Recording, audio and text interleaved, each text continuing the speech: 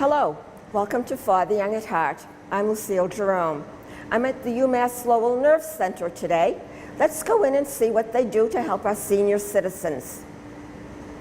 For the Young at Heart is sponsored by Duville Life and Wellness Community, a commitment to care, a legacy of compassion. This is Duville.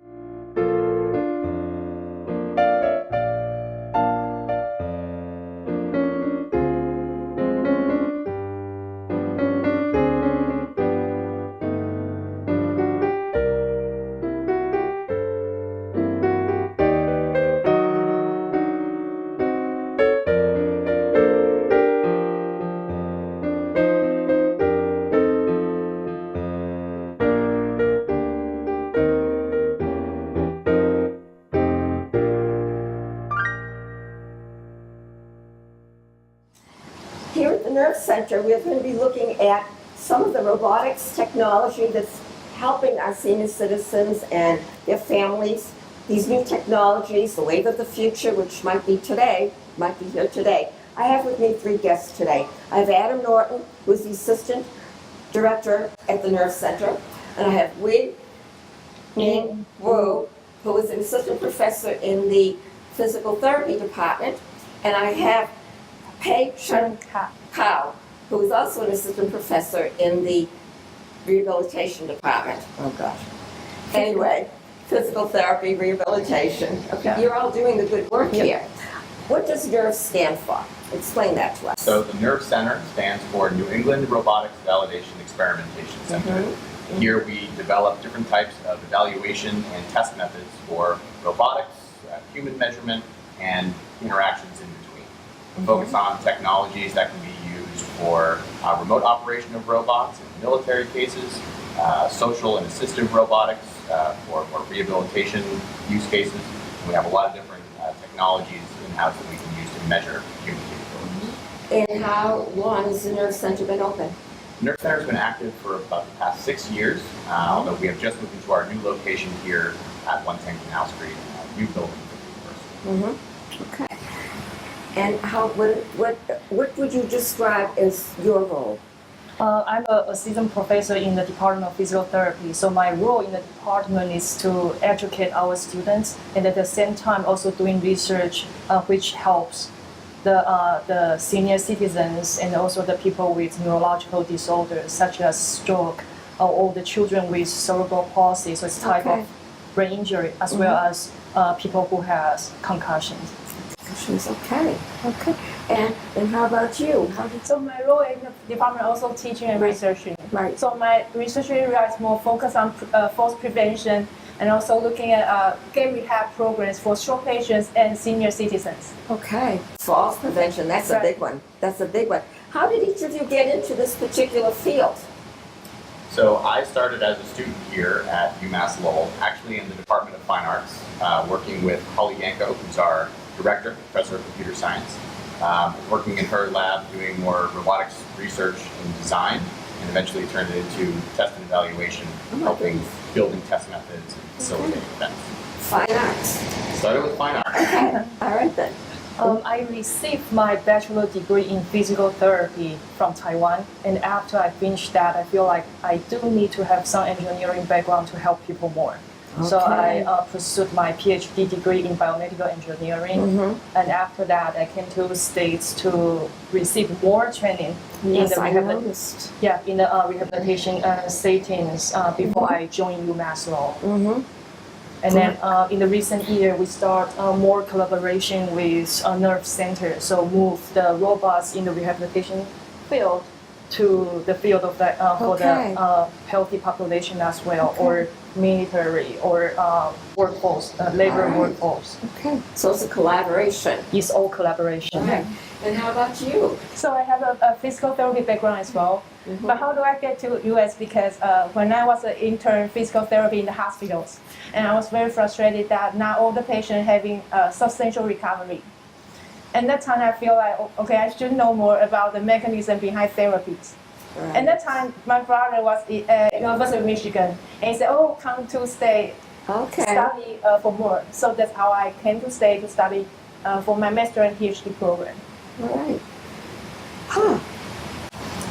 So we're at the Nerve Center, and I'm looking at this workspace, and students do their research here. The research is going to be done here. That's great. Thank you so much. I'm so glad you've made time today out of your busy schedules to Nice. talk with us, Yeah. to help us understand a little bit more about how robotics can be helping our, not just senior citizens, I mean, that is our focus, but every age population. That's I'm correct. hearing you correctly. Everyone. Everyone. Everyone. Okay. And particularly with our more kind of interdisciplinary effort, Right. where robotics is computer science, mechanical engineering, Right. electrical engineering, Right. now combining with physical therapy, rehabilitation, biomedical engineering, all kind of intertwined very nicely for those types of technologies. If you had to summarize the one thing that attracted you here, what would that be? One primary thing that attracted you here? I think the ability to advance many different types of robotics capabilities from a test and evaluation standpoint is really intriguing because we don't focus on one particular type of robot or one domain. We get to kind of serve many different kinds. And serving in that role is really fulfilling, particularly when it comes to training, rehabilitation, and you can see some of those effects firsthand. And you're both in the physical therapy department, so that's your passion. And Yes. so somehow with the Nerve Center, things are meshing for you somehow? Yes, so working as a team with Nerve Center actually make a lot of things impossible possible. So through the engineering perspective, we will be able to improve the human performance. We can Okay. use different kind of assistive technology. We can use robot to help people, to help therapists to carry out their daily tasks, either treating the patient Yeah. or the patient carry out the daily Okay. activities. Okay. So it's not necessarily just only for patients. It could be like can augment like even regular people's performance. Like soldiers, right? Can make a like super soldier by wearing like exoskeletons. Right, Right. okay, yeah. So everybody, Yeah, everybody. everybody who wants to try it. Right. Okay, thank you. Okay, let's go see some of the mechanical wizardry you have here. Yep. Toys. Oh, it's okay. I'm in the PT lab with Dr. Yi Ning Wu, known as Winnie, and we're going to be looking at one of the machines that are currently in use. She's going to introduce two of the other people who are in this room with us. So we are very lucky to get in-kind support from Vesper company to loan us this amazing equipment for our study, which is collaborating with Emerson Hospital in using the exercise machine for people with post-concussion syndrome. Mm-hmm. So I'm very pleased have Chloe, so she is vice president in research development from the company here, to set up the equipment and to go through and to introduce you about the great part of these machines. And we also have our student, former student, so she is currently in the graduate program in biomedical engineering, but she was former student from our exercise physiology program, Michaela, here as a subject. So I'm going to have Chloe introduce all the great stuff. Thank you for being here. Thank you, Chloe, and thank you, Michaela. I'm looking at this and I'm wondering, explain it to us, explain it to me and the audience. Yes, and thank you, Michaela, for volunteering here. We're going to start her off. And what this machine is a machine that uses 3 different kind of technologies to provide you with a moderate workout that gives you the benefits of a much more significant workout. So our purpose here is to make exercise easier using technology, but easier while also gaining the benefits of intensive exercise. Okay. So one of the components that Michaela is feeling right now is the cooling. You can feel it at the top of the seat right here, and also on her foot pedals here. And that's going to provide her with a nice cooled workout. So throughout the workout, she's not going to be sweating or exerting as hard as she would be without the cooling. Okay. The compression here is on her arms and on her legs. And these are light levels of compression, much lower than you get when you get your blood pressure taken. Okay. But compression enough so that we're squeezing the muscle belly and concentrating the signals of exercise in the muscle belly. So we're ready to go here, ready to start off? We can start the program, and as Michaela starts pedaling, what's happening is the compression basically closes off the escape of these signals of exercise from the muscle belly. And so as she's going right now, she feels pretty normal, I would say, right, Michaela? But as she gets in here, she's going to start feeling a feeling like when you do a wall sit. A feeling like your muscles are really engaging. And so that is the signal that helps the brain think that you're doing a very intensive weightlifting session. But in reality, she's not. In reality, she's doing this low impact Low exercise, impact. relaxed pace. The goal here is not to push as hard as you can. The goal is to provide the minimum amount of effort with the maximum amount of signal to your brain. Right, okay. And she's wired up here. And her feet are, is that just to keep her feet steady, or what? Yeah, so there's actually cooling running Those are through the cooling. back of the foot plates here, Okay. these metal foot plates. And so your bottoms of your feet, like your hand, have lots of blood vessels in them. And putting them directly on cooling that's cold enough but not freezing means that your blood can be directly cooled from that surface interaction. Okay. And all age groups can use this? I mean, we focus on senior citizens, obviously, but this is for any age group, Yes, just about. any age group. We have our youngest participant is 9 years old and our oldest is 97. 97. 97 years old. Is that a woman or a man? It's a woman, Serafina, if you're out there.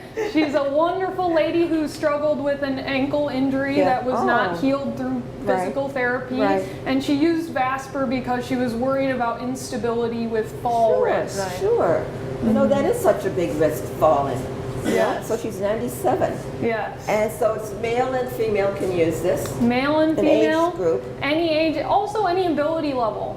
Any You do ability not have to level. be a super athlete. You also do not have to be sick in order to enjoy benefits from this machine. And you said it's being used at Emerson Hospital right now? Yes, in Okay. collaboration with this project we're Okay. doing with the Nerve Center here on post-concussive syndrome, Okay. so work on concussion rehabilitation. We're working with Emerson Hospital and have for the past 3 years, 3 years. on a project to examine how this exercise with its moderate level of exertion can help people with concussions who struggle a lot with Yeah. more intensive work. Right. So a lot of population, they actually won't be able to do regular exercise. So for example, the concussion patient, sometimes they Right. do exercise, the symptom will getting worse. And a lot of times for patient who has ACL injury, who has knee arthritis, they won't be able to do intensive exercise. And this does provide opportunity for those people not lose their right to exercise. Right. Muscles atrophy when you don't exercise. That's correct. Absolutely. And, you know, intensive exercise is a medicine. Right. You know, it's a vital part of life. There's a reason why everybody's telling you to get to the gym. It actually helps your body, and especially in this case, your brain, heal. Right. So Michaela, what are you feeling right now? Are you climbing a mountain? What are you feeling right now? bit, yeah. Okay. How do your quads feel? How do your legs I feel? definitely feel them. You do. Okay. But as you can see, she's still smiling at Yes, least. I don't see beads of sweat. No. Okay. So these cooling patterns really help. Okay. Yeah, and it's through this whole seat here. And so you are getting quite a cold bum as well as your entire back. Right. And the cuffs are also supplied with cold water pressure. Okay. And so this is a very cool machine to be exercising on. What might be These some are of the other illnesses that this might be good for? I think when we were planning, you mentioned, I think you said MS. Yes. Okay. So what might some work? Yeah, so we've done some initial work with MS and actually some as well with Emerson Hospital, where we're looking at especially the cooling nature of MS, because people who struggle with MS often struggle with heat. Right. And any Right. type of course, intensive exercise involves getting warm. And so just for that reason, a lot of people come to us interested for MS. But what we're also finding is this low impact nature, and how the compression helps your muscle move can also help reduce symptoms of, for example, the spasticity, the tight muscles that people get. Parkinson's? Yes, so we also have a Parkinson's Okay. project. We're published at UCSF with Dr. Nancy Beal. Okay. Another special thing about this device and working with Parkinson's is, again, because many people with Parkinson's struggle to actually do like a free weight exercise. It's a dangerous activity for pure safety reasons. And this is a low impact platform where even if they're having any type of tremor or difficulty with control, they're not going to be injured. And also hopefully get the benefits as well. Is there like a time limit for this, like 15 minutes, an hour, or what? Like some people exercise for 2 hours? With this, what would be the time limit? So we have a program that's delivered through the tablet, and it's always a 21-minute program. Okay. And the reason for that is because how we're basically trying to trick your body into thinking it's working much harder than it actually is requires crossing a threshold point. So we're trying to get you just over that ledge, just enough to cross that threshold and get that signal in your body without overdoing it. Okay, all right. What are some of the other possibilities for this machine, this vascular machine? For example, you mentioned a few illnesses. You mentioned any activity level, any age, but it would always be 21 minutes, no matter what, 21 minutes. No matter what. With a few of our rehabilitation cases, if they're very early on, they can do shorter protocols, but typically 21 minutes. So, typically. Okay then. So now what are you feeling, Michaela? Mount Everest? Yeah, it's not bad. No, okay. But you don't feel hot or sweaty or anything like that? No, not at all. Okay, all right. Some people describe it as like a walking through snow, deep snow feeling. Or like, doing a stairmaster where you're not exhausted, but your legs are feeling it. Now this is set at what particular speed, and are there different speed levels? So we have a goal speed range that's delivered on the tablet, and you can edit that for different people of different capabilities. And actually you can edit every aspect of the program. Okay. So our 97-year-old can get on immediately after a Navy SEAL, and you don't have to actually change the bicycle or the setup. It's just choosing the correct protocol. Okay. So, and how is that's done with a doctor, a physical therapist? How does that particular piece of this work start off? Yes, it does Like work an in assessment. conjunction with a therapist, or we have VASPER certified trainers that we come in and will train the study staff and teach them how to use this with patients. And in 21 minutes, they're not liable to get bored or anything like that when they do you have a TV screen for them to watch? Some people do have TV screens. We also do have some interval programs on the tablet. So while Michaela today is using a basic open program where she can choose her own speed, we do have programs that will, for example, prompt you to try to speed up and do a 30-second sprint, or maybe do a little baby 10-second sprint. And so you can edit the programs, and you can edit those patterns to fit what you want and what you need. So there's a type of communication between the robot and the person. Absolutely. With the robot teasing you along once in a while. Yeah, every once in a while. It tells you to speed up, and it also tells you to slow down. In the interval program. So I want to thank you so much, Chloe, for explaining this, and Michaela for being our guinea pig, our research assistant. Thank you so much. Thank you. We're in another one of the PT labs at the Nerve Center, and I'm just so glad that we're here, and we have Chloe on this instrumental split belt machine. It's actually instrumentic, not instrumental. And we also have Dr. Wu and Dr. Chow again, and explain to us what is happening here.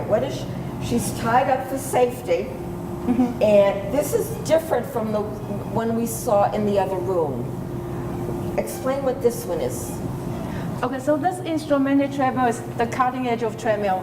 So you can see there are two bells, right? So Right. each of the bell can be run at different speed and different direction. And also the platform of treadmill can do like pitching, like tilting, and also doing a sway. So that'll be a good device. For example, if short patients, right, they usually walk at symmetrical gait pattern.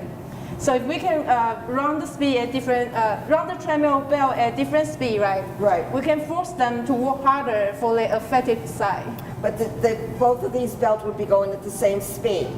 They can do it, manipulate at different speed. They can do it at different speeds, and it also tilts. I think you said it Right. tilts.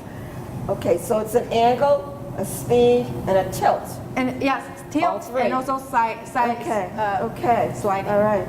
And this is good. This is you're working on this one right now. So it's like in the other room. She's not going to get exhausted, but this doesn't have that cooling No, that we saw in the other one.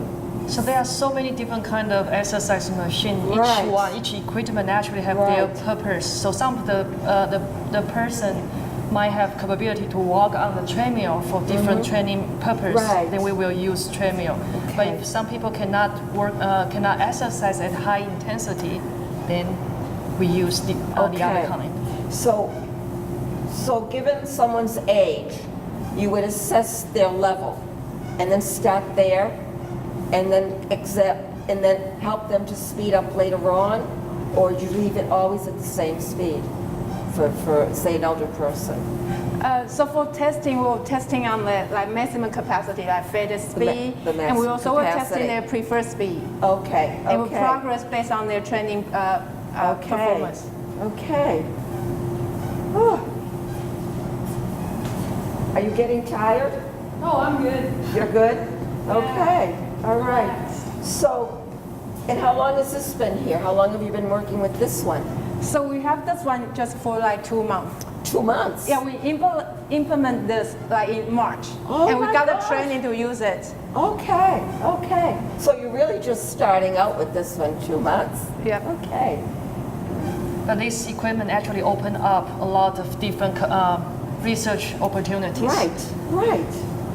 So the research and development that you're doing, you have a short range goal and you have long range goal, okay? Right.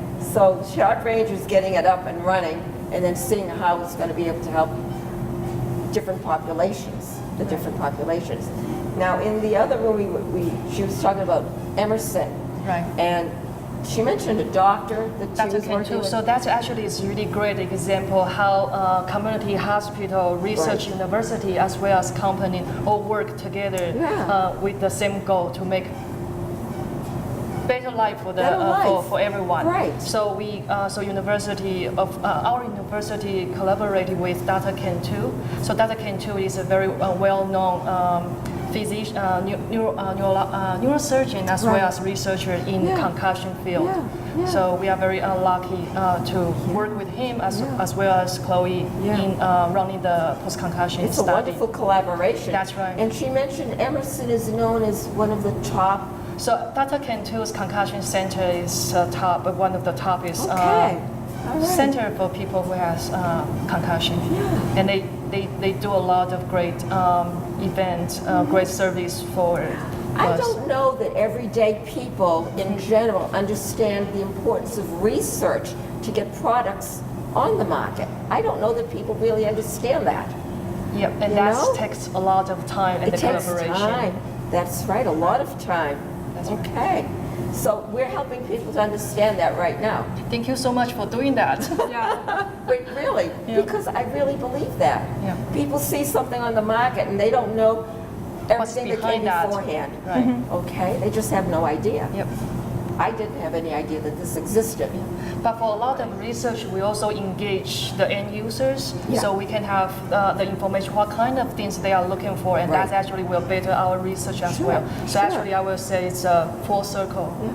Now, with PT, using these, so as physical therapists in the field, you have some idea, don't you, already about what's going to be needed in the future because you see the problems that some people might be having using certain equipment.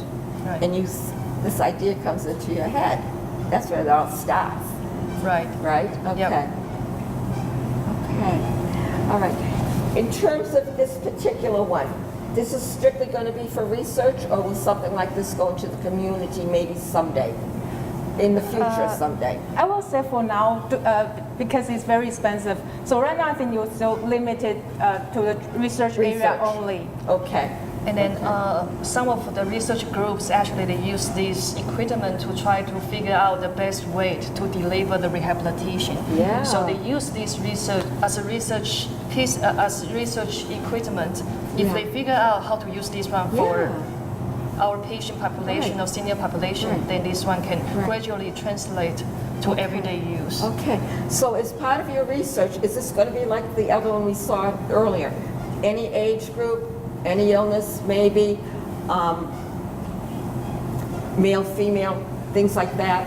Right. So Okay. I think I will have Dr. Gao okay. answer this question because Okay. she is conducting Okay. some research on Yeah, senior yeah, population, and she yeah. might have some. Well, we're gonna Something be you want to winding- tell everyone. Yeah, well, we're going to be winding down soon Right. too, actually. So any male, female, any age group, any illness, more or less. So right now we focus on more like elderly population, Yes, like right. older seniors and also Yeah, stroke patients. right. But right now we open up to collaborate with the Army research Okay. team. So in the future we may do like more research on younger individuals. Okay, all right then. So all age, all genders. I want to Oh, thank you. yeah. I want to thank you so much for allowing us to come here into your lab and to understand a little bit about what's going on in the research field in terms of robotics. A lot of people don't understand the robotics in the first place, and so we're opening up that door for people. Thank you so much. Thank you Thank so you for much. coming. And thank you, Chloe, over there. Thank you. And thank you for watching.